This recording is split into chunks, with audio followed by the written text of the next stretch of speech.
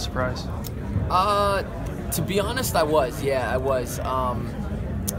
As a competitor of his, you want to think that everyone is on the same playing field. You know, you don't like to speculate, or at least I don't speculate on who is and who isn't.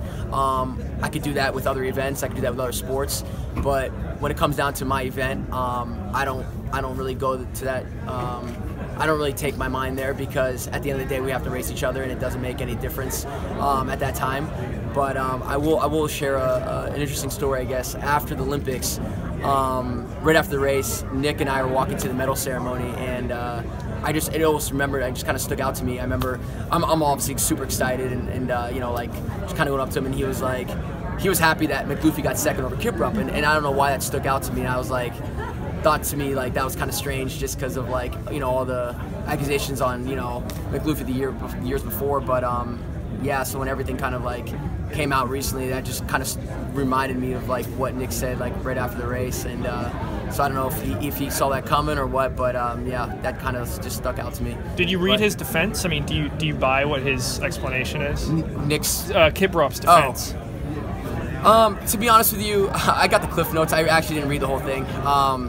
I mean, obviously it raised a lot of red flags. I think if anything, after reading that, there's got to be something that needs to be done over there. Like, it just seems like getting tipped off, knowing when they're coming, not coming. That just, I mean, again, that's just not how that works here in the U.S. It's nothing that I've ever, even when I'm in different countries, you know, over in Europe. That's just, everything is random. You don't know until they're knocking on your door. So there's a lot of things, you know, money and everything was just kind of like, again, like I said, a lot of red flags. Just nothing that I'm used to dealing with or hearing about. Certainly all new news to me about how drug testing is done, you know what I mean? Like, all my teammates, anyone I've ever spoke to in the U.S., like, that's foreign, you know what I mean? Like, that's just, yeah, just not how it works. It shouldn't how it works. Matthew, how exciting is it to come back and run here?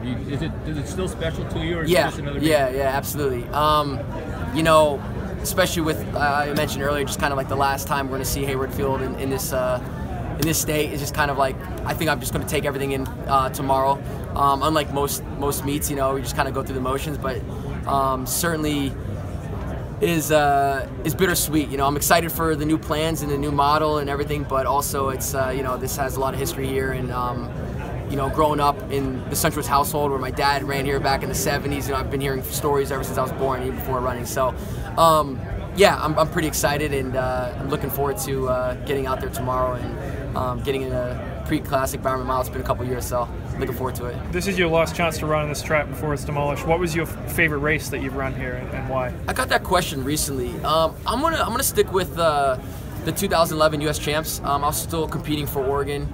That was my first U.S. Championship win, and I just had everyone here, you know, like my family, friends, watching, obviously in the stands, and believe it or not, that was like the first. After that race, that was the first night I ever went out in Eugene, like party. Like, oh, yeah. So I was a young kid, and I just partying, going out wasn't my scene in college. And I remember the next morning, like, I was on like Luke Pesquedra's shoulders at one point in the night, you know, this and that. And I remember asking like guys who had, you know, gone out before me and the guys on the team, and I was like, is going out always that fun? And they're like, absolutely not. I was like, okay, good, because I felt like I would have missed a lot of my college experience. So that whole win was kind of like probably my favorite, I'd say, that at Hayward Field. And Bernard Legat got second that year, and he was obviously an inspiration for me growing up. So kind of like to take down one of your idols was just like that much more meaningful and of a win. So yeah, I would probably stick with that race. You've spoken this year about, or at least earlier in